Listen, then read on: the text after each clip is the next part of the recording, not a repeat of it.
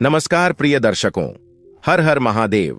आप सभी का स्वागत है हमारे YouTube चैनल स्पिरिचुअल ज्ञान सागर में, जहां हम आपके लिए लाते हैं सनातन धर्म की अद्भुत कथाएं और आध्यात्मिक रहस्य जो आपके मन और आत्मा को शांति प्रदान करेंगे। आज की कथा आरंभ करने से पहले आपसे एक निवेदन है। गरुड़ पुराण में कहा गया है कि जो भी कथा या शिक्षा बीच में छोड़ी जाती है वह पाप का कारण बनती है, इसलिए इस कथा को अंत तक जरूर सुनें।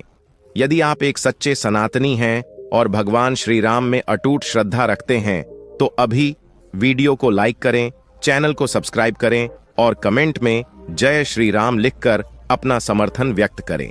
तो आइए प्रिय दर्शकों, बिना देरी किए आरंभ करते हैं आज की प्रेरणादायक कथा। दर्शक मित्रों, औलाद के कहे में आकर कभी मत करना ये 3 काम, वरना बुढ़ापे में कोई नहीं पूछेगा। माता पिता हमारे जीवन में भगवान के समान होते हैं। वे अपनी संतानों की खुशियों के लिए अपना सारा जीवन न्यौछावर कर देते हैं। वे अपने बच्चों की हर जरूरत पूरी करने के लिए अपनी इच्छाओं का त्याग कर देते हैं। लेकिन कुछ लोग बड़े होने पर अपने माता पिता के इस बलिदान को भूल जाते हैं और उन्हें बोझ समझने लगते हैं। मित्रों, आज की यह कहानी ऐसे ही एक बेटे और बहू की है जो अपनी सुख सुविधाओं और लालच के कारण अपने माता पिता को नजरअंदाज कर देते हैं। यह कथा हमें सिखाती है कि संपत्ति और धन दौलत से अधिक महत्व अपने माता पिता का सम्मान करने और उनकी सेवा करने का है। माता पिता हमारे जीवन की जड़ की तरह होते हैं। यदि हम जड़ों को काट देंगे तो वृक्ष सूख जाएगा। इसी तरह यदि हम अपने माता पिता को छोड़ देंगे तो हमारा जीवन भी खाली और अधूरा रह जाएगा। यह कहानी हमें यह भी समझाती है कि जो लोग धन के पीछे भागते हैं और अपने रिश्तों को अनदेखा कर देते हैं, उनका अंत हमेशा दुखद होता है। वहीं जो अपने माता पिता का आदर करते हैं, उनका जीवन खुशहाल होता है। इस कहानी से हम यह सीख सकते हैं कि जीवन में सबसे बड़ी दौलत हमारे रिश्ते और संबंध हैं, न कि पैसा। कार्तिक नाम का एक युवक शहर में नौकरी करता था और अपनी पत्नी महिमा और बच्चों के साथ वहीं रहता था। एक दिन कार्तिक दफ्तर जाने की तैयारी कर रहा था। जल्दी में उसने अपनी पत्नी से कहा, मुझे देर हो रही है, जल्दी से टिफिन तैयार कर दो। यह सुनकर महिमा चिढ़ गई और रसोई में बर्तन पटकने लगी। कार्तिक ने यह देखा और गुस्से में पूछा, अगर कुछ कहना है तो साफ साफ कहो, इस तरह बर्तन पटकने का क्या मतलब? महिमा ने झल्ला कर जवाब दिया, मैं कितने दिनों से कह रही हूं कि अपने मम्मी पापा से कहो कि गांव की जमीन और घर बेच दें, लेकिन तुम मेरी बात सुनते ही नहीं। तुम्हारी कमाई में जैसे आग लगी हो, आधा पैसा किराए में चला जाता है और बाकी बच्चों की फीस और शहर के खर्चों में खत्म हो जाता है। आखिर मैं क्या करूं? यह सुनकर कार्तिक और चिढ़ गया और बोला, मैं जो कर सकता हूं वही कर रहा हूं। क्या अब किडनी बेच दूं? इतना बड़ा फैसला लेने के लिए भी तुमसे पूछूं? महिमा ने पलटकर कहा, किडनी बेचने की बात कौन कह रहा है? मैं तो सिर्फ कह रही हूं कि अपने मम्मी पापा को समझाओ कि खेत और घर बेच दें। गांव में उनका क्या है? वो वहां आराम कर रहे हैं और यहां हम रोज की जरूरतों के लिए संघर्ष कर रहे हैं। आखिर हमें भी तो चैन से जीने का हक है। कार्तिक ने नाराज होकर कहा, तुम्हारी बातों से लगता है कि मुझे जाकर अपने मम्मी पापा से कहना चाहिए कि आप अपनी जमीन जायदाद बेच दो और पैसे हमें दे दो ताकि हम यहां अच्छा घर खरीद सकें। क्या मैं ऐसा कह सकता हूं? मेरी तनख्वाह से जैसे तैसे खर्च चल रहा है और तुम भी पैसे बचाना नहीं जानती, फालतू की चीजों पर खर्च करती रहती हो। महिमा ने तुनक कर कहा, शादी से पहले तुम्हें मेरा खानदान और स्टेटस क्यों नहीं दिखा? मेरी किस्मत खराब थी जो मेरे पिता की दोस्ती तुम्हारे पिता से थी, वरना मेरी शादी तुम जैसे आदमी से कभी ना होती। और हां, मैं तुम्हारी पत्नी हूं, अपने खर्च करने का अधिकार है मुझे। दोनों के बीच बहस बढ़ती गई। कार्तिक इस तनाव से परेशान हो गया। महिमा की बातें उसे सही भी लगने लगीं। वह सोचने लगा कि माता पिता से बात करनी ही पड़ेगी। इसी उधेड़बुन में वह शांत हो गया। यह कहानी हमें यह सिखाती है कि लालच और स्वार्थ रिश्तों में कड़वाहट ला सकते हैं। जहां प्रेम और सम्मान होना चाहिए, वहां झगड़े और गुस्से का वास हो जाता है। महिमा ने कार्तिक को धमकी दी, तुम्हें किसी एक को चुनना होगा, मुझे और बच्चों को या अपने मम्मी पापा को। यदि तुमने अपने मम्मी पापा को चुना तो मैं तलाक लेकर अपने मायके चली जाऊंगी, और याद रखना तुम्हें हर महीने बच्चों का खर्च देना होगा। महिमा की इस धमकी से परेशान होकर कार्तिक ने सोचा, यदि परिवार में शांति चाहिए तो मुझे मम्मी पापा से बात करनी ही होगी, नहीं तो मेरा घर टूट जाएगा। कार्तिक ने महिमा को समझाते हुए कहा, महिमा, रोज के झगड़े से कोई हल नहीं निकलेगा। बच्चों की 15 दिन की छुट्टियां हुई हैं, क्यों ना हम 10 दिन के लिए गांव चलें। वहां मां बाबूजी के साथ समय बिताएंगे और सही मौका देखकर मैं उनसे घर और खेत बेचने की बात भी कर लूंगा। मित्रों, कार्तिक के मुंह से यह बात सुनकर महिमा बेहद प्रसन्न हो गई। उसके चेहरे पर संतोष साफ झलक रहा था। उसने तुरंत गांव जाने की तैयारी शुरू कर दी। अगले ही दिन कार्तिक और महिमा अपने दोनों बच्चों के साथ गांव पहुंच गए। 4 साल बाद अपने बेटे और पोते पोतियों को देखकर महावीर जी और सुमित्रा देवी का हृदय प्रसन्नता से भर गया। सुमित्रा देवी तो जैसे अपने बेटे को देखकर फूली नहीं समा रही थीं। सुमित्रा देवी तुरंत रसोई में गईं और अपने बेटे के लिए उनका पसंदीदा नाश्ता बनाने लगीं। इतने में महिमा भी रसोई में पहुंच गई और विनम्र स्वर में बोली, मां जी, आप यह सब क्यों कर रही हैं? मेरे होते हुए आपको काम करने की जरूरत नहीं है। आप आराम कीजिए, मैं नाश्ता बना देती हूं। सुमित्रा देवी ने स्नेहपूर्वक कहा, बेटी, तुम लंबा सफर तय करके आई हो, थक गई होगी, थोड़ा आराम कर लो, नाश्ता मैं बना दूंगी। लेकिन महिमा ने रसोई का सारा काम अपने हाथ में ले लिया। उसकी मीठी बातें और सेवा भाव देखकर सुमित्रा देवी का दिल भर आया। उन्होंने सोचा, हमने तो समझा था कि कार्तिक शहर जाकर हमारे संस्कार भूल गया होगा, लेकिन नहीं, हमारे बेटे बहू तो आदर्श निकले। बहू तो मानो लक्ष्मी का रूप है, जो हमारी इतनी सेवा कर रही है। दूसरी ओर कार्तिक अपने पिता महावीर जी के साथ खेतों में काम करने जाने लगा। वह मजदूरों को खुद ढूंढ कर लाता और खेत के हर काम में मदद करता। वह अपने माता पिता का पूरा ध्यान रखता। उधर महिमा ने सुमित्रा देवी को अपनी सास नहीं बल्कि अपनी मां मान लिया।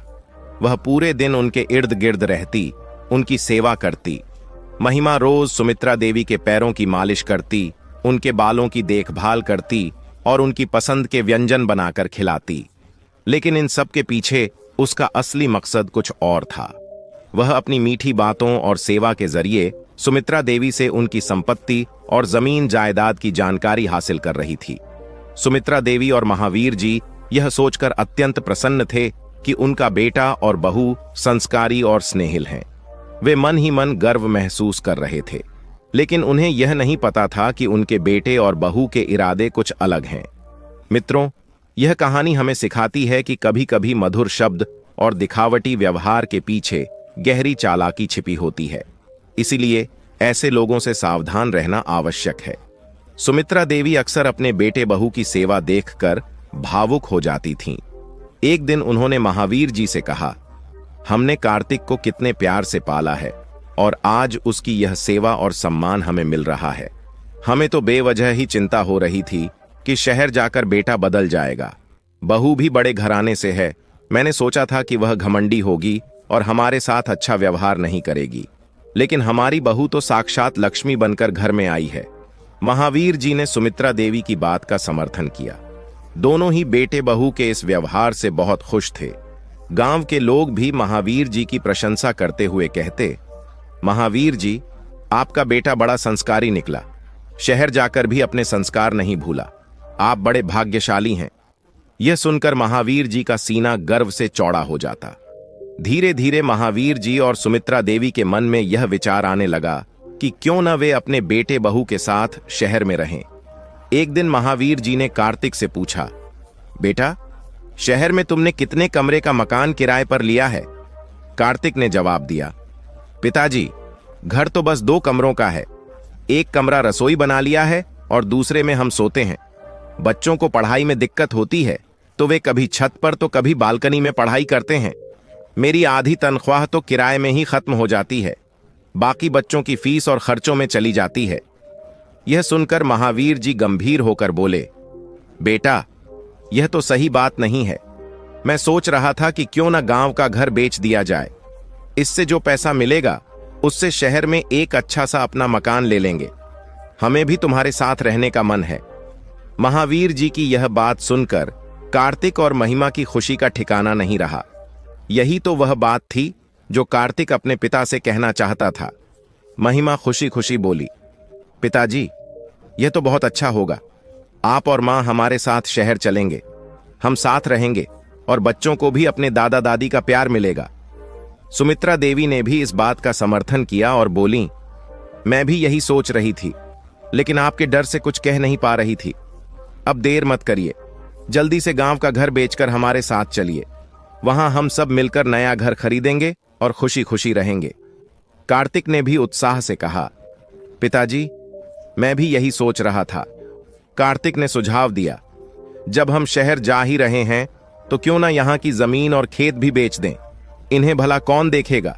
इससे जो धन प्राप्त होगा उसका कुछ भाग बचाकर हम एक छोटा सा व्यवसाय शुरू कर सकते हैं।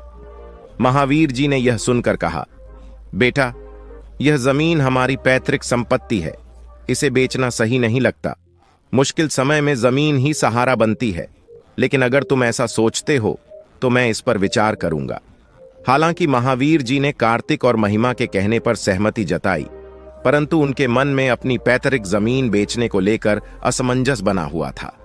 इस बीच कार्तिक और महिमा अपनी योजना की सफलता पर मन ही मन प्रसन्न हो रहे थे।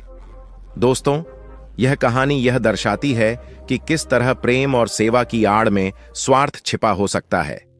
महावीर जी ने अपनी पैतृक जमीन और मकान बेचने का निर्णय लेने से पहले अपने गांव के पुराने मित्र सिद्धार्थ जी से सलाह लेने का विचार किया। जब महावीर जी ने सिद्धार्थ जी को अपनी योजना बताई कि वे अपनी जमीन और मकान बेचकर शहर में बेटे बहू के साथ रहना चाहते हैं और वहां एक छोटा सा कारोबार शुरू करना चाहते हैं, तो सिद्धार्थ जी ने गंभीरता से कहा, मित्र, देखो, बच्चों के लिए कमाना कोई गलत बात नहीं है।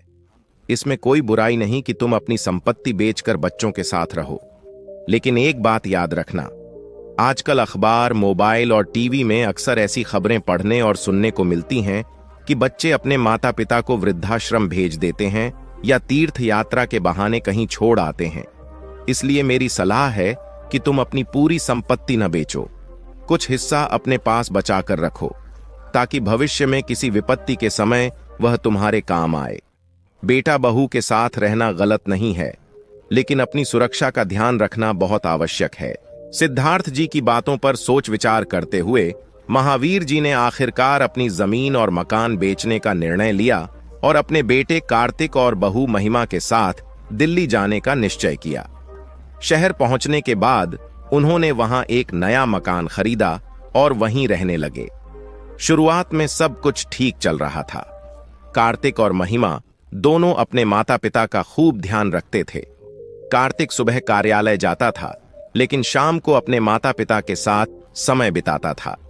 महिमा भी अपनी सास ससुर की पूरी सेवा करती थी। इससे सुमित्रा देवी और महावीर जी को लगने लगा कि उन्होंने सही निर्णय लिया है, लेकिन धीरे धीरे स्थितियां बदलने लगीं। महिमा का व्यवहार बदल गया।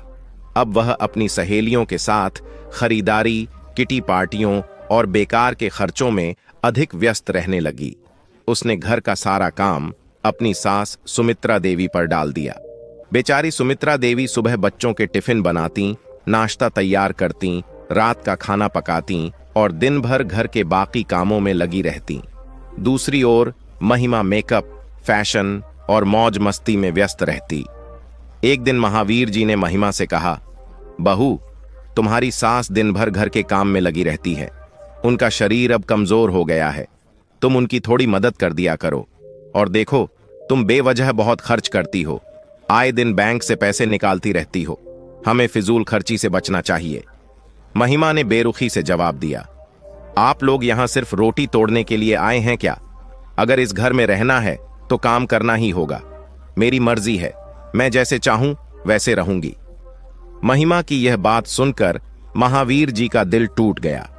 उन्होंने चुप रहना ही बेहतर समझा, क्योंकि बहू से बहस करना उन्हें व्यर्थ लगा। इस बीच कार्तिक भी अपने माता पिता से दूरी बनाने लगा।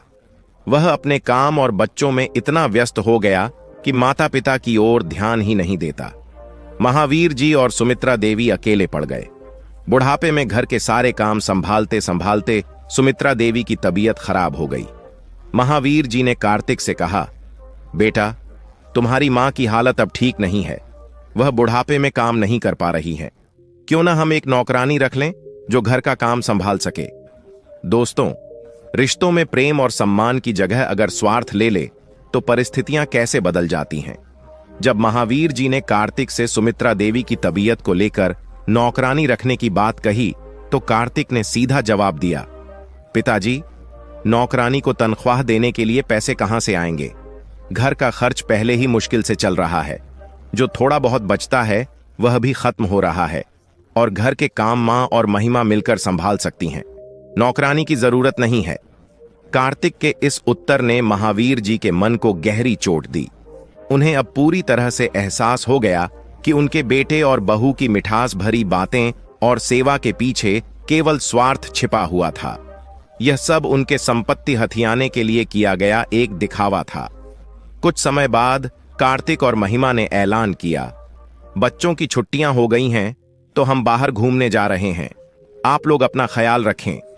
यह सुनकर महावीर जी ने व्यंग्य भरे लहजे में कहा, बेटा, तुम्हारी मां की दवाइयों के लिए पैसे नहीं हैं, नौकरानी रखने के लिए भी नहीं, लेकिन घूमने और महिमा को गहने दिलाने के लिए पैसे कहां से आ गए? महावीर जी की बात पूरी भी नहीं हुई थी कि महिमा ने बीच में टोकते हुए कहा, हमें खुश रहना है तो आपको सहन नहीं हो रहा।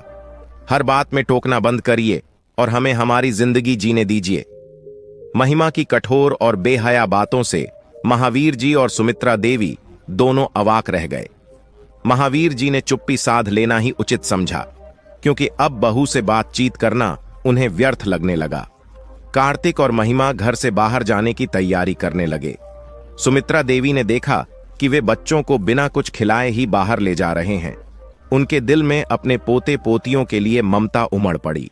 उन्होंने जल्दी से टिफिन में खाना भरकर महावीर जी से कहा, यह टिफिन बहू और बच्चों को दे आइए।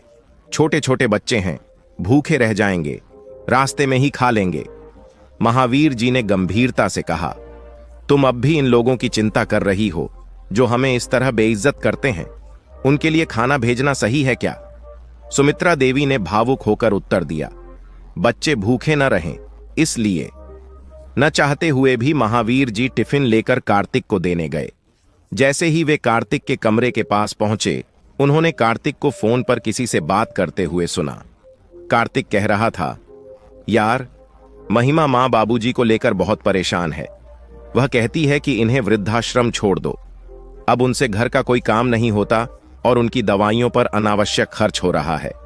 मुझे समझ नहीं आ रहा कि क्या करूं। उसके दोस्त ने उसे समझाते हुए कहा, तुम चिंता मत करो, आजकल वृद्धाश्रम में हर प्रकार की सुविधाएं मिलती हैं, वे वहां खुश रहेंगे। भाभी से मेरी बात हो गई है, मैं सब कुछ पता कर लेता हूं। वीकेंड पर लौटने के बाद इसे सुलझा लेंगे। कार्तिक ने कहा, ठीक है, तुम सब व्यवस्था कर लो, लौटकर मैं मां बाबूजी से बात करूंगा। महावीर जी यह सब सुनकर जैसे जड़ हो गए।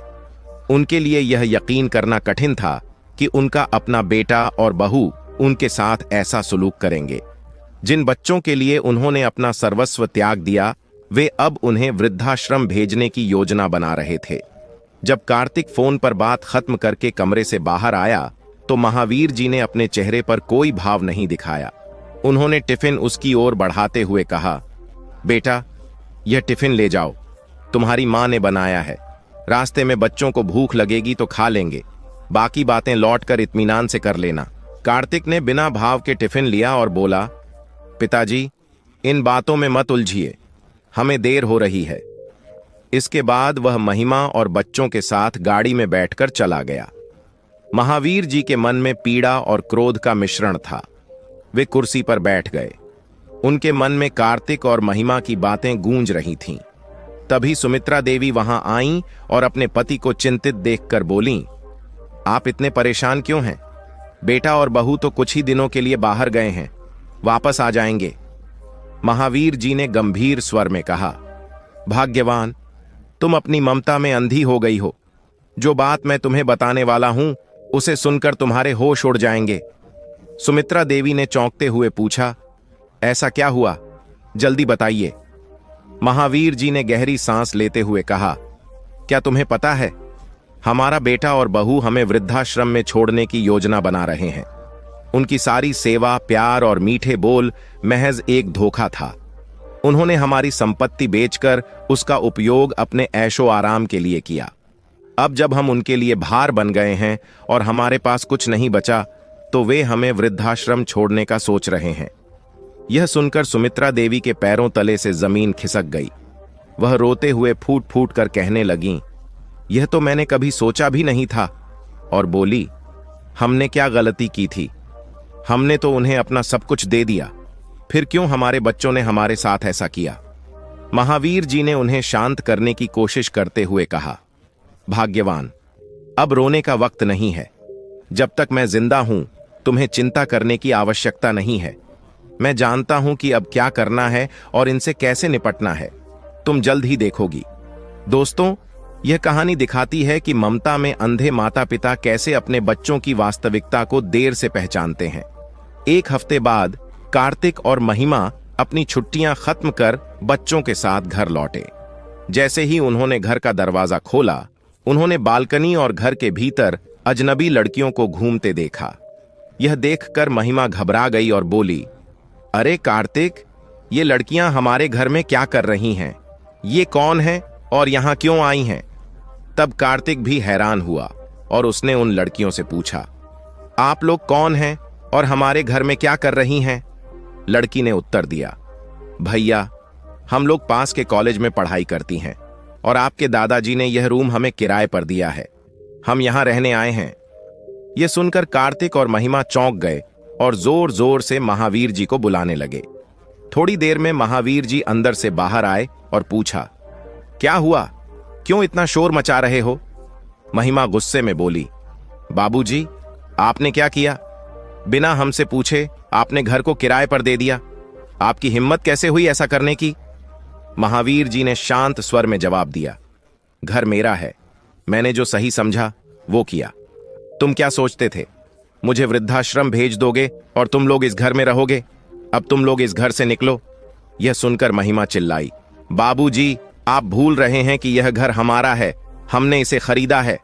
यह सुनकर महावीर जी हंसते हुए बोले, बहन, शायद तुम भूल रही हो कि जब यह घर खरीदा गया था तो टैक्स के पैसे बचाने के लिए रजिस्ट्री तुम्हारी मां सुमित्रा देवी के नाम पर करवाई गई थी।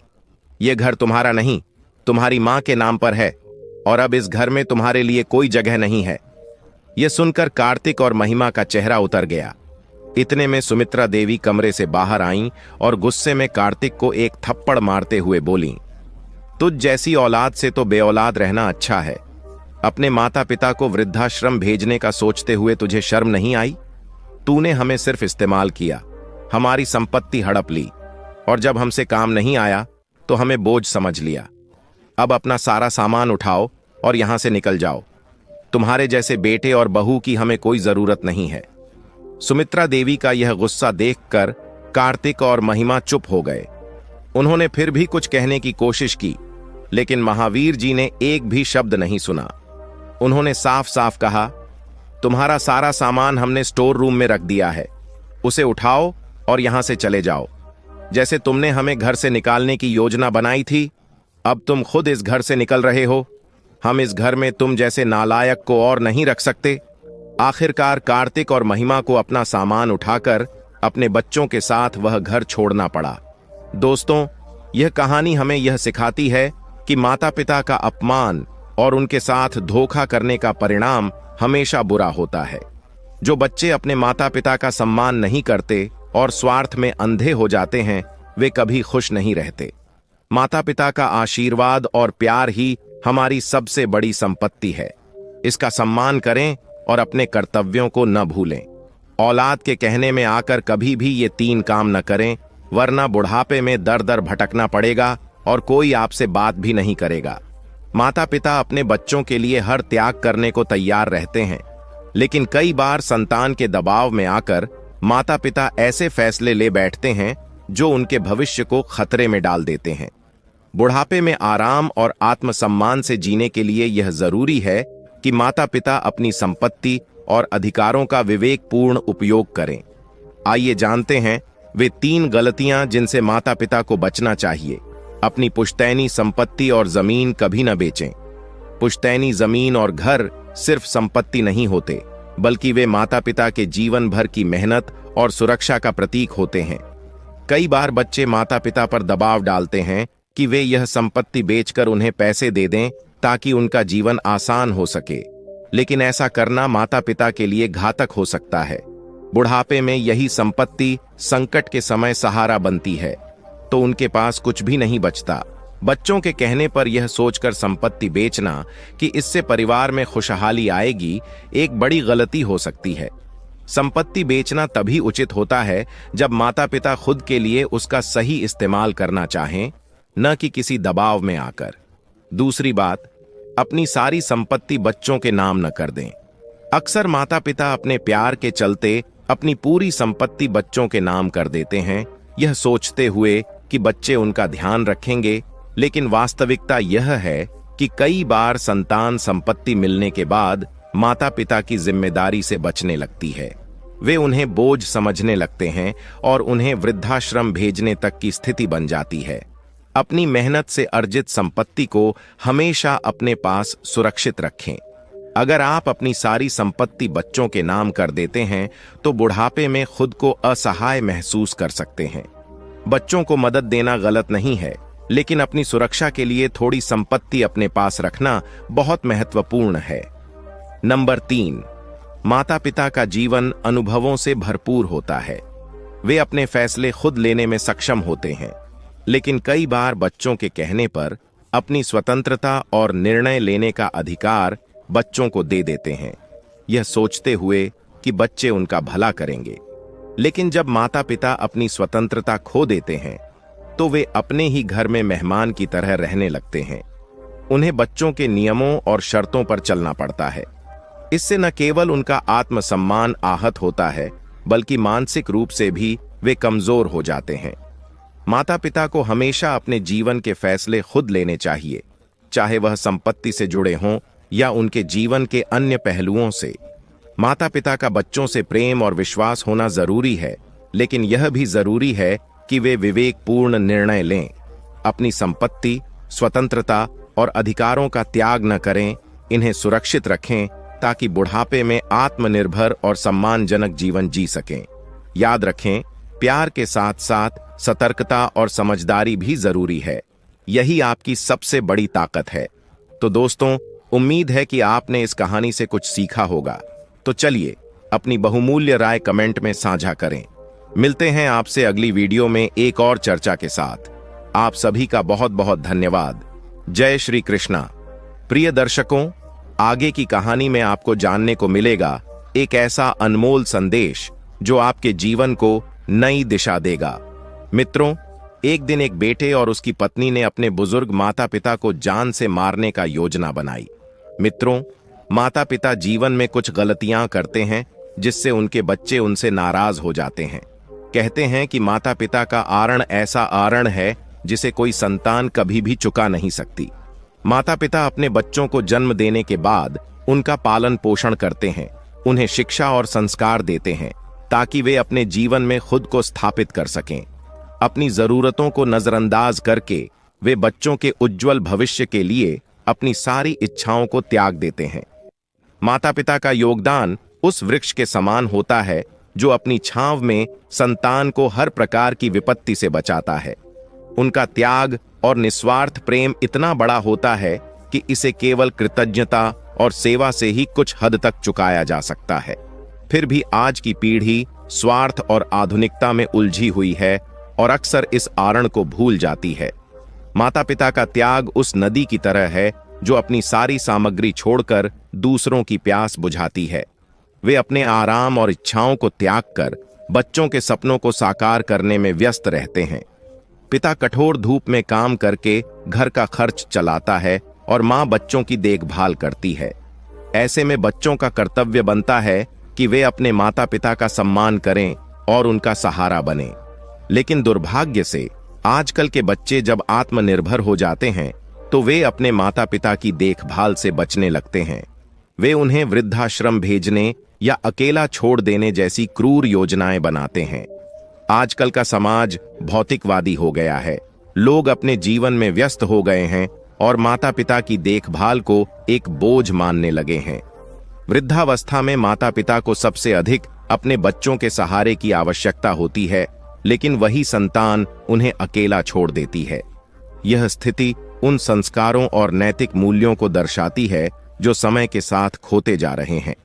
संतान का अपने माता पिता से पीछा छुड़ाने की कोशिश केवल उनकी स्वार्थपरता और असंवेदनशीलता को दर्शाती है। वे भूल जाते हैं कि जो माता पिता दिन रात उनकी हर जरूरत को पूरा करते हैं, उन्हें अब सम्मान और सेवा मिलनी चाहिए। भारतीय संस्कृति में माता पिता को देवता के समान माना गया है। शास्त्रों में कहा गया है, मातृ देवो भव पितृ देवो भव, अर्थात माता पिता को देवताओं के समान सम्मान मिलना चाहिए। वे संतान अभागे होते हैं जो अपने माता पिता के आरण को नहीं समझते। उनके आशीर्वाद के बिना जीवन में सफलता प्राप्त करना असंभव है। यदि कोई संतान अपने माता पिता को कष्ट पहुंचाती है तो उसका भविष्य अंधकारमय हो जाता है। आजकल की पीढ़ी में नैतिक शिक्षा का अभाव है और वे भौतिक इच्छाओं के प्रभाव में इतने स्वार्थी हो गए हैं कि वे अपने माता पिता के योगदान को भूल जाते हैं। यह भूल जाते हैं कि जिस तरह से वे अपने माता पिता के साथ व्यवहार कर रहे हैं, वैसे ही उनका व्यवहार आने वाली पीढ़ी के साथ हो सकता है। मित्रों, माता पिता का आरण चुकाना संभव नहीं है, लेकिन उन्हें सम्मान, सेवा और प्यार देकर उनके जीवन को आसान और सुखमय बनाया जा सकता है। यह हर संतान की जिम्मेदारी है कि वह अपने माता पिता का सहारा बने, न कि उन्हें बोझ समझे। जो लोग अपने माता पिता से पीछा छुड़ाने की कोशिश करते हैं, वे केवल अपने जीवन में दुखों को आमंत्रित नहीं करते, बल्कि समाज के पतन का कारण भी बनते हैं। यह कहानी सिद्धार्थ और राधिका की है, जो एक साधारण और मेहनती दंपति थे। उन्होंने अपनी पूरी जिंदगी की मेहनत के बाद अपने इकलौते बेटे अर्जुन और उसकी पत्नी दिव्या के सहारे अपना बुढ़ापा आराम से बिताने का सपना देखा था। लेकिन नियति ने उनके लिए कुछ और ही योजना बनाई। एक दिन दिव्या, जो स्वभाव से स्वार्थी और तेज तर्रार थी, अपने पति अर्जुन से कहने लगी, अर्जुन, मैं अब तुम्हारे माँ बाप को और नहीं झेल सकती। मुझे उन्हें संभालते हुए 5 साल हो गए हैं। या तो उन्हें वृद्धाश्रम भेज दो या मैं अपने मायके चली जाऊंगी। मैं अब और नहीं सह सकती। अर्जुन, जो अपनी पत्नी के प्रभाव में था, दिव्या को समझाने की कोशिश करते हुए बोला, प्रिय, तुम तो जानती हो कि मैं तुम्हारे बिना एक पल भी नहीं रह सकता। तुम मायके जाने की बात मत करो। मैं खुद भी इनसे परेशान हूं, लेकिन ये लोग वृद्धाश्रम जाने के लिए तैयार नहीं हैं। सिद्धार्थ और राधिका के बेटे अर्जुन और उसकी पत्नी दिव्या ने अपने माता पिता से छुटकारा पाने की एक योजना बनाई। दिव्या ने कहा, अर्जुन, मैं अब और इन दोनों को सहन नहीं कर सकती। मुझे इनसे जूझते हुए कई साल हो गए हैं। इन्हें या तो वृद्धाश्रम भेज दो या फिर मैं घर छोड़कर चली जाऊंगी। मुझे अब और नहीं सहा जाता। अर्जुन, जो अपनी पत्नी के प्रभाव में था, उसे शांत करने की कोशिश करते हुए बोला, प्रिय, तुम जानती हो कि मैं तुम्हारे बिना एक पल भी नहीं रह सकता। तुम मायके जाने की बात मत करो। मैं भी इनसे परेशान हूं, लेकिन ये लोग वृद्धाश्रम जाने को तैयार नहीं हैं। अर्जुन गुस्से में भरकर बोला, इनके लिए कुछ तो तिगड़म लगानी पड़ेगी। दिव्या ने चिढ़ते हुए कहा, तिगड़म लगाओ या जो भी करो, मुझे इनसे छुटकारा चाहिए। अर्जुन ने गुस्से में कहा, ठीक है, तुम बस गुस्सा उतारो, मैं कुछ करता हूं। इसी दौरान सिद्धार्थ ने कमरे से आवाज लगाई, अर्जुन बेटा, इधर आओ। अर्जुन को यह सुनते ही और गुस्सा आ गया और वह झल्लाते हुए बोला, देखो, ये वही ड्रामा कर रहे हैं, मुझसे बात भी नहीं करने देते। मुझे तो लगता है इनका जल्दी से कुछ बंदोबस्त करना पड़ेगा। अर्जुन अपने पिता के कमरे में पहुंचा और तैश में बोला, क्या परेशानी है आप दोनों को? हर वक्त मुझे आवाज लगाते रहते हो। राधिका, जो स्वभाव से शांत थी, बोली, बेटा, यह क्या तरीका है अपने बाबूजी से बात करने का? तो अर्जुन गुस्से में बोला, मां, और क्या करूं? आप दोनों का बस यही काम है, मुझे परेशान करना। सिद्धार्थ ने थोड़ा संयमित स्वर में कहा, बेटा, आज तेरी छुट्टी है, हमें डॉक्टर के पास ले चल। तेरी मां की आंखों में कुछ तकलीफ है, डॉक्टर को दिखा देंगे और मेरा भी चेकअप हो जाएगा। यह सुनकर अर्जुन और भी गुस्से में आ गया और चिल्लाते हुए बोला, आप दोनों ने मुझे क्या समझा है? एक ही दिन की छुट्टी मिलती है और उसमें भी आप लोग अपना काम बताने आ जाते हो। पैसे कौन दे रहा है? क्या मेरे दादाजी आकर दे रहे हैं? मेरे पास न तो समय है और न ही पैसे। राधिका ने उसे शांत करने की कोशिश की। बेटा, इतनी छोटी सी बात पर गुस्सा क्यों कर रहे हो? अगर तुझे समय नहीं है तो हम खुद चले जाएंगे। हमें तेरे पैसे की भी जरूरत नहीं है। अर्जुन बड़बड़ाते हुए अपने कमरे में चला गया। सिद्धार्थ और राधिका ने अपनी छोटी सी जमा पूंजी से अपनी जरूरतें पूरी करने का फैसला किया और डॉक्टर के पास जाने के लिए तैयार हुए। वे डॉक्टर के पास गए, लेकिन उनके बेटे और बहू का व्यवहार उन्हें बहुत दुखी कर रहा था। सिद्धार्थ और राधिका डॉक्टर से मिलने के बाद घर लौटने लगे। इस बीच दिव्या और अर्जुन ने एक क्रूर योजना बनाई थी। दिव्या ने फिर से अपने पति अर्जुन पर दबाव डाला। ये लोग हमें चैन से जीने नहीं देंगे, जल्दी कुछ करना होगा। अर्जुन ने कहा, हाँ जल्दी कुछ करना होगा, लेकिन पहले मुझे सोचने दो, और हाँ, मुझे एक बढ़िया सी कॉफी बना लाओ। दिव्या किचन में चली गई और अर्जुन अपने दिमाग में एक योजना बना रहा था। वह सोचने लगा, ऐसा क्या किया जाए जिससे हम इनसे हमेशा के लिए छुटकारा पा सकें। जब दिव्या कॉफी लेकर आई तो उसने अर्जुन से पूछा, अब तुम क्या सोच रहे हो? अर्जुन ने दिव्या से कहा, मुझे तरीका मिल गया है, हम इनसे छुटकारा पा सकते हैं। दिव्या ने उत्सुकता से पूछा, क्या तरीका है? अर्जुन ने उसके कान में योजना बताई। दिव्या खुशी से बोली, वाह, अब तो हम इनको आसानी से निपटा सकते हैं और तुम आदर्श बेटा बन जाओगे। उन्होंने एक दूसरे का हाथ मिलाया और योजना को लागू करने की तैयारी शुरू कर दी। अगले दिन दिव्या ने रसोई में जाकर खुद दूध गर्म किया और अपनी योजना को आगे बढ़ाने का मन बना लिया। एक दिन दिव्या एक गिलास गर्म दूध लेकर सिद्धार्थ और राधिका के पास गई। बाबूजी, आपके लिए गर्म दूध लाई हूं, इसे पी लीजिए, दिव्या ने कहा। यह सुनकर दोनों हैरान रह गए। राधिका ने आश्चर्य से पूछा, बहू, तुम यह सब? दिव्या मुस्कुराते हुए बोली, मां, आप ऐसा क्यों सोच रही हैं? मैंने आपके लिए प्यार से दूध लाया है, पी लीजिए। खुशी और हैरानी से सिद्धार्थ और राधिका ने दूध लिया और पीने लगे। दूध पीने के बाद दिव्या ने राधिका के पैर दबाने शुरू कर दिए। यह देख राधिका चकित हो गई। उन्हें कभी भी यह उम्मीद नहीं थी कि उनकी बहू ऐसा करेगी। कुछ समय बाद अर्जुन भी कमरे में आया और अपने पिता के पैर दबाने लगा। यह नजारा सिद्धार्थ और राधिका के लिए बहुत अप्रत्याशित था। वे दोनों इस बदले हुए व्यवहार को समझ नहीं पा रहे थे। अर्जुन और दिव्या ने थोड़ी देर तक सेवा का दिखावा किया और फिर अपने कमरे में चले गए। अपने कमरे में पहुंचकर दिव्या ने अर्जुन से कहा, अब बर्दाश्त नहीं हो रहा है, जल्दी से यह काम खत्म करो। अर्जुन ने उसे शांत करते हुए कहा, प्रिय, थोड़ा समय तो दो, धीरे धीरे सब कुछ होगा। ये दोनों अब अपनी अंतिम यात्रा के लिए तैयार हो रहे हैं। अर्जुन और दिव्या ने एक दूसरे को तसल्ली दी और सोने चले गए। सिद्धार्थ और राधिका अपने बेटे बहू के बदले हुए व्यवहार से खुश थे। उन्हें लगा कि शायद अब उनके बच्चों को समझ आ गई है, लेकिन उन्हें यह नहीं पता था कि यह बदला हुआ व्यवहार एक बड़ी साजिश का हिस्सा था, जो उनके लिए एक नई चुनौती लेकर आ रहा था। सिद्धार्थ और राधिका इस नई अच्छाई से अनजान थे। वे नहीं जानते थे कि उनके बेटे बहू की यह सेवा उनके खिलाफ एक बड़ी योजना का हिस्सा थी। अगले दिन अर्जुन ऑफिस से घर लौटा और हाथ में एक नई साड़ी और धोती लेकर सीधे अपने माता पिता के कमरे में गया। मुस्कुराते हुए उसने कहा, पिताजी, यह नई धोती आपके लिए, और मां, यह नई साड़ी आपके लिए लाया हूं, आपको बहुत पसंद आएगी। सिद्धार्थ और राधिका ने यह सुनकर खुशी जाहिर की। राधिका ने साड़ी को हाथ में लेकर कहा, बेटा, तुम्हारा यह प्यार देखकर मन खुश हो गया है, भगवान तुम्हें हमेशा खुश रखे। सिद्धार्थ ने भी कहा, अर्जुन, हमें तो अब जरूरत नहीं थी, लेकिन यह सोचकर खुशी हो रही है कि तुम्हारे दिल में हमारे लिए जगह बनी हुई है।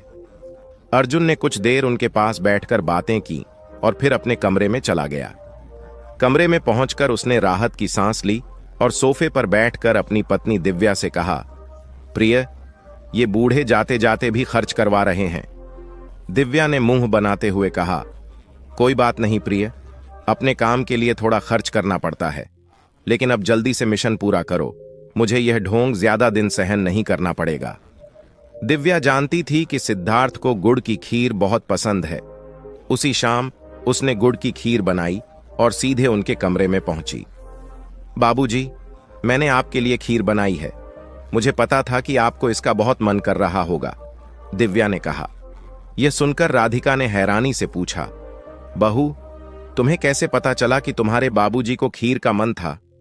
दिव्या मुस्कुराते हुए बोली, मां, जैसे आप बिना कुछ कहे अपने बच्चों की हर ख्वाहिश समझ लेती हो, वैसे ही बच्चों को भी मां बाप के मन की बातें समझ में आ जाती हैं। मुझे बस आभास हुआ और मैंने खीर बना दी। दिव्या की यह बात सुनकर सिद्धार्थ और राधिका भावुक हो गए। सिद्धार्थ ने खीर खाते हुए कहा, भगवान ने हमारे बच्चों को सद्बुद्धि दी है। अर्जुन सिद्धार्थ और राधिका का इकलौता बेटा था। सिद्धार्थ ने अपनी छोटी सी नौकरी से घर का खर्च चलाया और बेटे की पढ़ाई में कोई कमी नहीं की। उनकी पत्नी राधिका भी समझदार और सहनशील थीं। उन्होंने अपने पति की कमाई से थोड़ा बचाकर एक जमीन खरीदी और उस पर अपना छोटा सा घर बना लिया था। जब अर्जुन छोटा था तो सिद्धार्थ की आय सीमित थी, लेकिन उन्होंने कभी बेटे की पढ़ाई में कोई कमी नहीं आने दी। अर्जुन को अच्छे स्कूल और कॉलेज में पढ़ाया और आखिरकार उसे बिजली विभाग में सरकारी नौकरी मिल गई। जब अर्जुन की शादी की बात आई तो रिश्तेदारों ने दिव्या का सुझाव दिया। दिव्या, जो देखने में मासूम और सरल स्वभाव की लगती थी, अर्जुन और उसके माता पिता को पसंद आ गई। लेकिन यह मासूमियत केवल दिखावा थी। शादी के बाद दिव्या ने धीरे धीरे अपना असली रूप दिखाना शुरू कर दिया था। वह हर छोटी छोटी बात पर सिद्धार्थ और राधिका को ताने मारने लगी। अगर वे कुछ कह देते तो वह पूरा घर सिर पर उठा लेती थी।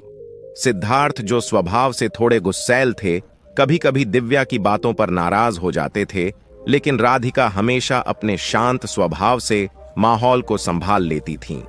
शादी से पहले अर्जुन अपने माता पिता की खूब सेवा करता था और उनका सम्मान करता था, लेकिन शादी के बाद वह दिव्या के प्रभाव में आ गया। दिव्या की मीठी बातों और झूठे प्यार में फंसकर उसने अपने माता पिता से दूरी बना ली और अब वह हर वक्त दिव्या की तारीफ करता था। दिव्या ने अर्जुन को इस प्रकार अपनी बातों में फंसा लिया था कि वह अपने माता पिता पर चिल्लाने लगा। हर छोटी सी बात पर वह उन्हें डांटने और अपमानित करने लगा। दिव्या और अर्जुन का यह बदला हुआ व्यवहार केवल एक साजिश थी। उन्होंने मिलकर एक ऐसा खेल शुरू किया था जिसका उद्देश्य सिद्धार्थ और राधिका से हमेशा के लिए छुटकारा पाना था। माता पिता के लिए अर्जुन का यह रूप एक बड़े झटके से कम नहीं था, लेकिन वे यह सब सहन कर रहे थे। उन्हें यह समझ में नहीं आ रहा था कि उनका खुद का बेटा, जिसे उन्होंने सच्चे प्यार और कड़ी मेहनत से पाला था, अब उनके साथ ऐसा क्यों कर रहा है।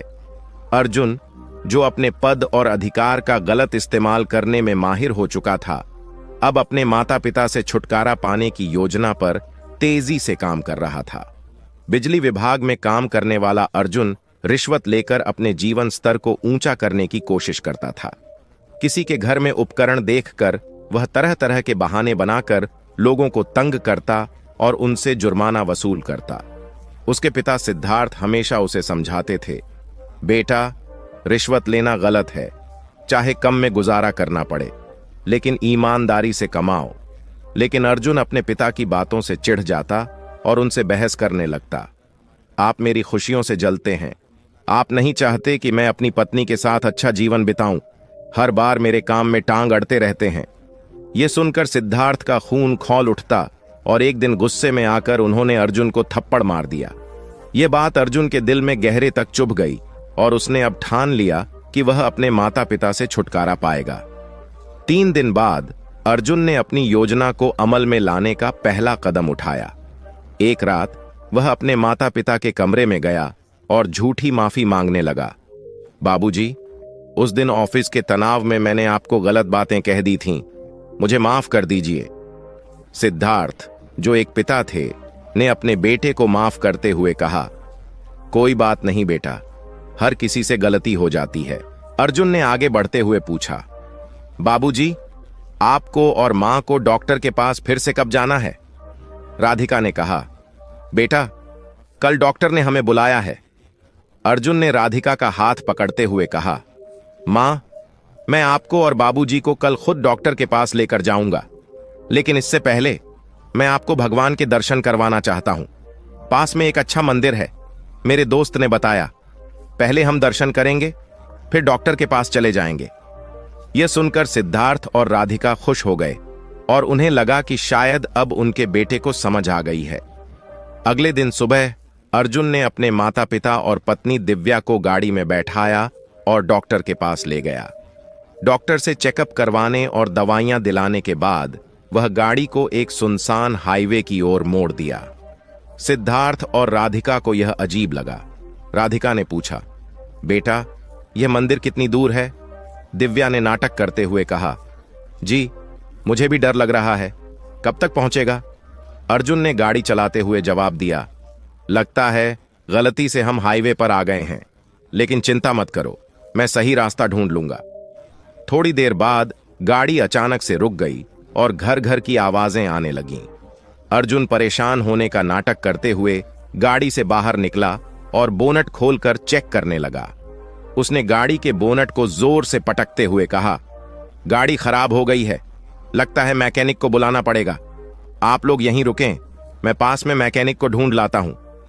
राधिका घबराते हुए बोली, बेटा, यह रास्ता बड़ा खतरनाक लग रहा है, आसपास जंगल है, तुम आराम से जाना और जल्दी वापस आना। अर्जुन ने सिर हिलाते हुए कहा, जी मां, तुम चिंता मत करो, मैं जल्दी लौटूंगा। अर्जुन और दिव्या गाड़ी को धक्का देने का नाटक करते हुए धीरे धीरे वहां से दूर चले गए, जबकि सिद्धार्थ और राधिका, जो इस धोखे से अनजान थे, चुपचाप पत्थर पर बैठकर बेटे का इंतजार करने लगे। रात का समय था, चारों ओर घना अंधेरा था और जंगल की आवाजें सुनाई दे रही थीं। सिद्धार्थ और राधिका को डर और भूख प्यास सता रही थी। राधिका कांपते हुए बोली, लगता है बेटा कहीं रास्ता भटक गया है। सिद्धार्थ ने उन्हें दिलासा देते हुए कहा, चिंता मत करो, वह जल्दी लौटेगा। लेकिन मन ही मन वह भी बेचैन थे। भूख और प्यास के कारण दोनों की हालत खराब हो रही थी। तभी एक पुलिस जीप उस सुनसान हाईवे से गुजर रही थी। जीप में बैठे व्यक्ति दया प्रसाद दुबे, जो एक ईमानदार और दयालु सीनियर पुलिस अधिकारी थे, ने अंधेरे में सड़क के किनारे बैठे बुजुर्ग दंपत्ति को देखा। जीप रोकते हुए वह उनके पास आए और बोले, चाचा जी, आप लोग इतनी रात में सुनसान जगह पर अकेले क्या कर रहे हैं? राधिका ने हिम्मत जुटाकर सारी बात बताई। यह सुनकर दुबे जी को गहरा धक्का लगा और उनके चेहरे पर गुस्सा और दुख साफ झलक रहा था। उन्होंने कहा, आप लोग मेरे साथ चलिए, ऐसी निर्दय संतान के भरोसे रहने का कोई फायदा नहीं है। आप मेरे साथ मेरे क्वार्टर पर रहिए, वहां आप सुरक्षित रहेंगे। दुबे जी ने सिद्धार्थ और राधिका को अपनी जीप में बैठाया और उन्हें अपने घर ले गए। वहां उन्होंने उन्हें खाना खिलाया और आराम करने को कहा। आप लोग चिंता मत कीजिए, मैं यहां अकेला रहता हूं, दुबे जी ने कहा। आप जब तक चाहें मेरे साथ आराम से रह सकते हैं, ऐसी संतान पर कोई विश्वास नहीं किया जा सकता। सिद्धार्थ और राधिका का रो रो कर बुरा हाल था। उन्हें यकीन नहीं हो रहा था कि उनका इकलौता बेटा, जिसे उन्होंने इतना प्यार और त्याग देकर पाला था, ऐसा घिनौना काम कर सकता है। सिद्धार्थ ने अपने आंसू पोंछते हुए कहा, हमने अपने बेटे के लिए क्या कुछ नहीं किया, उसकी हर जरूरत पूरी की, अपनी इच्छाओं को मारा। उसकी मां तो हल्की सी सर्दी में भी रात भर जागकर उसकी देखभाल करती थी, लेकिन आज उसने हमें इस हालत में छोड़ दिया। क्या हमारी परवरिश में कोई कमी रह गई थी? दया प्रसाद दुबे ने उन्हें ढांढस बंधाते हुए कहा, चाचा जी, आप लोग चिंता मत करें, मैं आपके लिए न्याय जरूर दिलाऊंगा। ऐसी संतान को सबक सिखाना बहुत जरूरी है। वहीं अर्जुन और दिव्या घर पहुंचकर खुशियां मना रहे थे। अब तो उन्हें चैन मिल जाएगा, क्योंकि उनसे पीछा छूट चुका था। वे सोचने लगे थे कि अब या तो उनके माता पिता भूख और प्यास से मर जाएंगे, या फिर जंगल में किसी जंगली जानवर का शिकार बन जाएंगे। अर्जुन ने थक कर कहा, अब हम आराम से अपनी जिंदगी जी सकते हैं। लेकिन उन्हें यह नहीं पता था कि उनके किए का परिणाम जल्द ही सामने आने वाला था। दया प्रसाद दुबे ने सिद्धार्थ और राधिका को न्याय दिलाने की ठान ली थी। उन्होंने अर्जुन और दिव्या के खिलाफ कार्रवाई की योजना बनाई, क्योंकि वह जानते थे कि इस तरह के लोग समाज के लिए खतरे का कारण बन सकते हैं और उन्हें सही रास्ते पर लाना बेहद जरूरी है।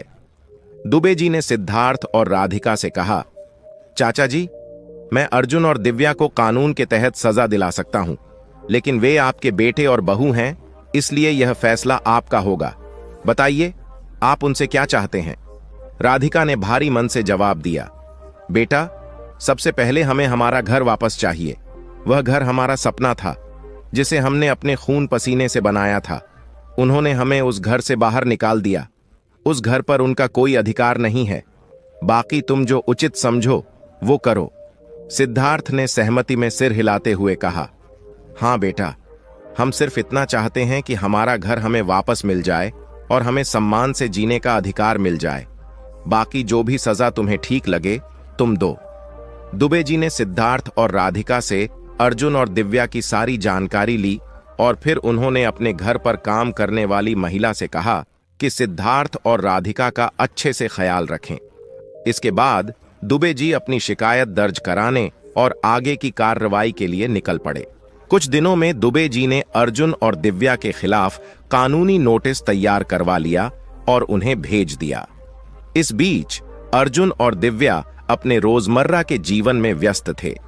पड़ोसियों ने उनसे कई बार राधिका और सिद्धार्थ के बारे में पूछा था कि वे कहां गए हैं। अर्जुन ने झूठ बोलते हुए कहा, वे 4 धाम की यात्रा पर गए हैं, इसलिए वे दिखाई नहीं देते। एक रविवार को अर्जुन और दिव्या ने अपने घर पर पार्टी रखी थी। तेज म्यूजिक बज रहा था और वे दोस्तों के साथ नाच गाने में व्यस्त थे। टेबल पर तरह तरह के व्यंजन सजे थे और दोनों बहुत खुश थे। लेकिन तभी उन्हें एक नोटिस मिला। नोटिस पढ़ते ही उनकी खुशी जैसे गायब हो गई। नोटिस में लिखा था, यह घर सरकारी जमीन पर अवैध रूप से बना है, इसे खाली करने के लिए 3 दिन का समय दिया जाता है। अर्जुन और दिव्या घबराए और तुरंत वकीलों के पास भागे, लेकिन किसी ने उनकी मदद नहीं की। दुबे जी ने पहले ही सारे रास्ते बंद कर दिए थे। घर खाली करने की अंतिम तारीख आने पर दुबे जी खुद अर्जुन और दिव्या के घर पहुंचे और सख्त लहजे में कहा, आपके पास अब केवल 3 दिन हैं। अगर आपने घर खाली नहीं किया तो पुलिस कार्रवाई की जाएगी। अर्जुन और दिव्या ने बचने के बहुत प्रयास किए, लेकिन अंततः उन्हें घर खाली करना पड़ा। मजबूरी में वे एक छोटे से किराए के मकान में शिफ्ट हो गए। दया प्रसाद दुबे की सख्त कार्रवाई के बाद अर्जुन और दिव्या को अपना घर छोड़कर एक छोटे से किराए के मकान में रहना पड़ा। सिद्धार्थ और राधिका ने चैन की सांस ली, क्योंकि उन्हें उनका घर और सम्मान वापस मिल चुका था। लेकिन दूसरी ओर अर्जुन और दिव्या के लिए यह जीवन संघर्षों का एक नया अध्याय शुरू हो गया था। नए किराए के मकान में आते ही दिव्या ने अर्जुन पर गुस्सा करना शुरू कर दिया। यह साधारण सा घर मेरे बस का नहीं है। इतनी गर्मी में बिना एसी के मैं नहीं रह सकती। अगर यहां रहना है तो अकेले रहो, मुझे मेरे मां के घर छोड़ दो। तब अर्जुन ने गुस्से में कहा, तुम ऐसे बोल रही हो जैसे मैं यहां खुशी से रह रहा हूं। थोड़ा सहन करो, मैं देखता हूं क्या हो सकता है। कुछ अच्छे वकीलों से संपर्क करता हूं, लेकिन याद रखो, हमें यह नोटिस सरकार की ओर से प्राप्त हुआ है। इसे चुनौती देना आसान नहीं होगा। तब दिव्या ने धमकाते हुए कहा, आपके पास सिर्फ 1 महीने का समय है। अगर कुछ नहीं किया तो मैं अपने मायके चली जाऊंगी। दर्शक बंधु, अर्जुन पहले से ही मानसिक तनाव में था, लेकिन उसकी परेशानियां यहीं खत्म नहीं हुई। एक दिन जब वह ऑफिस में काम कर रहा था तो उसे बिजली विभाग के एक वरिष्ठ अधिकारी से निलंबन का पत्र मिला। रिश्वत लेने और जनता को परेशान करने के आरोप में उसे और उसके 2 सहयोगियों को 1 साल के लिए निलंबित किया गया था। साथ ही 5 लाख रुपए का जुर्माना भी लगाया गया। मित्रों, यह पढ़कर अर्जुन के होश उड़ गए। वह कांपते हुए घर लौट आया और बिस्तर पर गिर पड़ा। दिव्या ने उसे उदास देखकर पूछा, क्या हुआ? आप ऐसे क्यों लग रहे हैं? अर्जुन ने टूटे हुए स्वर में कहा, सब कुछ खत्म हो गया है। हमें निलंबित कर दिया गया है। ऊपर से 5 लाख का जुर्माना भी लगाया गया है। अब हम क्या करेंगे? तब दिव्या ने ताने देते हुए कहा, यही सबक तुम्हारे बाबूजी पहले तुम्हें सिखा रहे थे। रिश्वत मत लो, अब भुगतो। अर्जुन गुस्से में आकर बोला, यह तुम कह रही हो? तुम्हारे खर्चों की वजह से ही मैं रिश्वत लेने को मजबूर हुआ। तुम ही तो मुझे उकसाती थी कि कहां छापा मारना है और किससे पैसे वसूलने हैं, अब मुझे ज्ञान मत दो। दोनों के बीच बहस बढ़ गई और एक दूसरे पर आरोप लगाए जाने लगे। रिश्वत से कमाई गई सारी बचत धीरे धीरे खत्म हो रही थी और ऊपर से मकान मालिक ने किराया बढ़ाने की बात की थी। अर्जुन ने निवेदन किया कि वह इतना किराया नहीं दे सकता, लेकिन मकान मालिक ने साफ कहा, या तो ज्यादा किराया दो या मकान खाली करो। अब अर्जुन और दिव्या के पास कोई विकल्प नहीं था। मकान खाली करने के बाद उन्हें फुटपाथ पर रहना पड़ा। जो अर्जुन कभी अपने पद का दुरुपयोग करके पड़ोसियों को तंग करता था, अब उनकी मदद मांगने पर भी उन्हें कोई सहारा नहीं मिला। उसकी छवि इतनी खराब हो चुकी थी कि किसी ने भी उनकी सहायता नहीं की। अब अर्जुन और दिव्या अपने कर्मों के परिणाम भुगत रहे थे। वे दोनों भूखे प्यासे फुटपाथ पर बैठे हुए अपने बर्बाद जीवन पर रो रहे थे। अर्जुन और दिव्या अपने किए का फल भुगतते हुए चिलचिलाती धूप में सड़क किनारे बैठे थे। उनके पास खाने पीने के लिए भी कुछ नहीं था। उनका शरीर भूख और प्यास से कमजोर हो चुका था। अपने साथ लाए सामान पर बैठकर वे बार बार मदद के लिए लोगों को फोन घुमा रहे थे, लेकिन किसी ने उनकी मदद के लिए हाथ नहीं बढ़ाया। अर्जुन ने दिव्या से कहा, हमने जो किया वही हमारे साथ हो रहा है। हमने अपने बूढ़े माँ बाप को मजदूरी में छोड़ दिया और आज किस्मत ने हमें उसी मजदूरी में फंसा दिया है। इसमें गलती सिर्फ मेरी है। अर्जुन रोने लगा। उसकी आवाज गले में अटक गई। दिव्या ने भी रोते हुए कहा, हां अर्जुन, हमारी इस हालत के लिए हम खुद जिम्मेदार हैं। मैंने तो सोचा भी नहीं था कि मेरे किए गए अत्याचारों का यह नतीजा होगा। हम अपने माँ बाप को भगवान मानते हैं और मैंने ही उनके साथ इतना बुरा व्यवहार किया। मित्रों, दोनों फूट फूट कर रोने लगे। संगीत। इस बीच दूर चाय की चुस्की लेते हुए दया प्रसाद दुबे जी, जो सब कुछ देख रहे थे, उनके पास पहुंचे। अर्जुन ने उन्हें देखते ही पहचाना और कहा, सर, आप वही अफसर हैं जो उस दिन हमारे घर आए थे? दुबे जी ने गहरी नजरों से देखते हुए कहा, हां, मैं वही हूं। लेकिन तुम दोनों यहां इस हालत में क्यों बैठे हो? घर तो काफी समय पहले ही खाली कर दिया था, तब से क्या ऐसे ही भटक रहे हो? अर्जुन और दिव्या ने शर्म से सिर झुका लिया। दुबे जी ने कहा, चलो उठो, मेरे साथ जीप में बैठो। सामान यहीं रहने दो, मैं गाड़ी में मंगवा लूंगा। दोनों ने धन्यवाद किया और चुपचाप जीप में बैठ गए। जब दुबे जी की जीप सिद्धार्थ और राधिका के घर के सामने रुकी, तो अर्जुन और दिव्या को समझने में देर नहीं लगी कि वे अपने घर लौट आए हैं। अंदर जाते ही उन्होंने देखा कि सिद्धार्थ और राधिका शांत चित्त बैठे थे। उन्हें देखकर अर्जुन और दिव्या के पैरों तले जमीन खिसक गई। अर्जुन और दिव्या दौड़कर उनके पैरों में गिर पड़े और रोते हुए माफी मांगने लगे। माँ बाबूजी, हमें माफ कर दीजिए, हमने जो किया वह गलत था। हमारे किए गए पापों के लिए आप जितनी सजा दें, हम तैयार हैं। सिद्धार्थ ने गुस्से में एक जोरदार तमाचा अर्जुन के गाल पर जड़ दिया। अर्जुन ने अपना दूसरा गाल आगे करते हुए कहा, बाबूजी, यह कम है। आप चाहे जितने थप्पड़ मारें, हमारे पाप उतने बड़े हैं कि इसकी सजा कम ही होगी। हमें माफ कर दीजिए। राधिका की आंखों में भी आंसू आ गए। उन्होंने सिद्धार्थ को शांत किया और कहा, जो हुआ उसे भगवान ने भी देखा है। उन्होंने इन्हें सजा दी है, अब इन्हें माफ कर दो। दुबे जी ने भी कहा, चाचा जी, इन दोनों को माफ कर दीजिए, इन्हें अपनी गलती का एहसास हो गया है। सिद्धार्थ ने गहरी सांस लेते हुए कहा, ठीक है, अगर भगवान ने इन्हें माफ कर दिया तो हम भी माफ करते हैं। अर्जुन और दिव्या को गले लगाते हुए सिद्धार्थ ने कहा, बच्चे केवल प्यार और सम्मान की उम्मीद अपने माँ बाप से करते हैं। हमने अपनी जिंदगी की मेहनत से घर बनाया और तुम्हारे भविष्य को संवारने की कोशिश की, लेकिन जब बच्चे बुढ़ापे में माँ बाप का सहारा बनने की बजाय उन्हें अकेला छोड़ देते हैं, तो सोचो उनके दिल पर क्या बीतती होगी। मित्रों, यह सुनकर अर्जुन फूट फूट कर रोने लगा। पश्चाताप के बाद अर्जुन और दिव्या ने अपने जीवन को पूरी तरह बदलने का फैसला किया।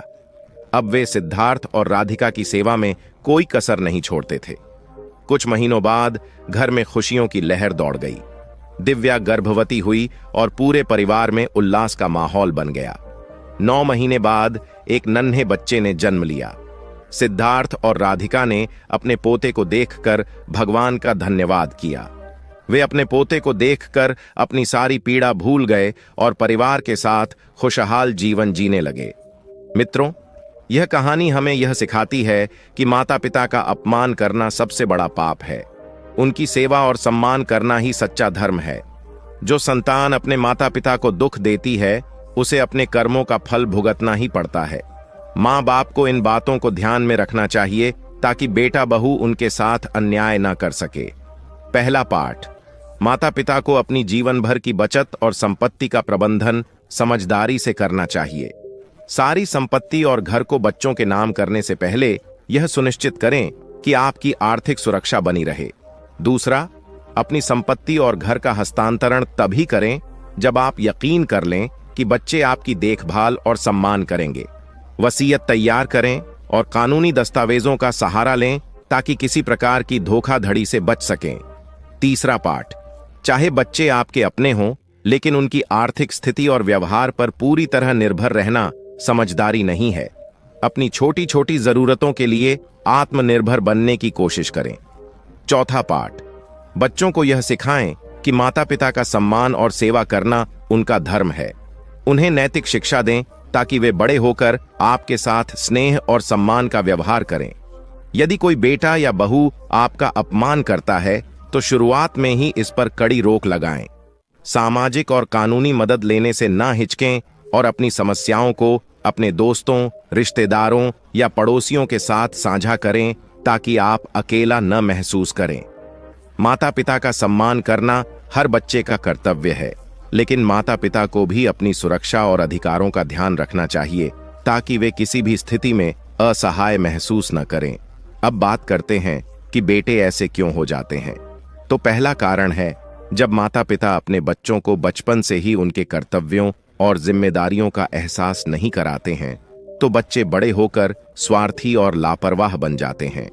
दूसरा कारण, आज का समाज भौतिक सुख सुविधाओं पर केंद्रित हो गया है। बेटा और बहू अपनी जिंदगी में इतने व्यस्त हो जाते हैं कि वे अपने माता पिता की देखभाल को समझने लगते हैं। तीसरा कारण, कई बार बेटे अपनी पत्नियों के प्रभाव में आ जाते हैं, खासकर यदि बहू स्वार्थी या असंवेदनशील हो। इस स्थिति में भी वे अपने माता पिता की जिम्मेदारियों को भूल जाते हैं। चौथा कारण, यदि माता पिता हर छोटी बड़ी बात के लिए बेटे पर निर्भर रहते हैं तो बेटा इसे अपने ऊपर बोझ समझने लगता है और इससे बचने की कोशिश करता है। पांचवा कारण, यदि बेटे को लगता है कि माता पिता की संपत्ति जल्दी उनके नाम होनी चाहिए तो यह लालच उन्हें माता पिता के प्रति क्रूर बना सकता है। तो प्रिय भक्तों, इस कथा के बारे में आपके क्या विचार हैं? कृपया अपनी अनमोल राय हमें कमेंट बॉक्स में जरूर बताएं।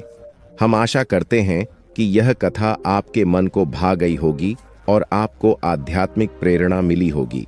अगर यह कथा आपको पसंद आई हो तो कृपया वीडियो को लाइक करें, चैनल स्पिरिचुअल ज्ञान सागर को सब्सक्राइब करें और इस वीडियो को अधिक से अधिक अपने मित्रों और परिवारजनों के साथ शेयर करें ताकि यह संदेश और ज्ञान सभी तक पहुंचे। साथ ही कमेंट सेक्शन में जय श्री कृष्ण लिखकर अपनी श्रद्धा प्रकट करें। इस वीडियो को अंत तक देखने के लिए आप सभी का दिल से धन्यवाद। जय श्री राम।